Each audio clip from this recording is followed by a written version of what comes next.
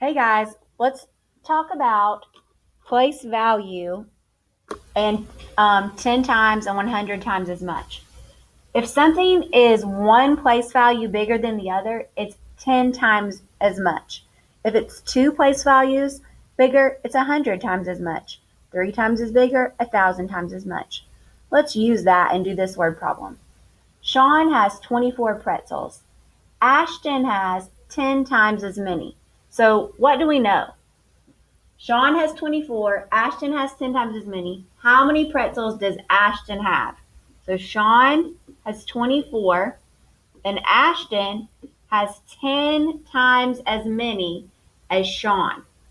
So Ashton is 10 times 24, right? So we know that we can do the simple fact 24 times 1 equals 24, and then use the trick of the zeros and bring it over. 10 times 24 is 240. How many pretzels does Ashton have? 240 pretzels. Now we're going to compare a few place values. If I see that I have to compare the value of the threes in 6,300 and 530, I need to first find out how much those threes are worth. So in this number, 6,300, the 3 is in the ones, tens, hundreds. So it's worth 300. Now let's look at the value of the 3 in 530. Ones, tens. It's worth 30. Now we need to compare their values. So here we are. We have them lined up. Ones, tens, hundreds. To get from 30 to 300, it's one jump in the place value chart. Every time you jump in the place value chart, it's times 10 more. So one jump means 10 times bigger.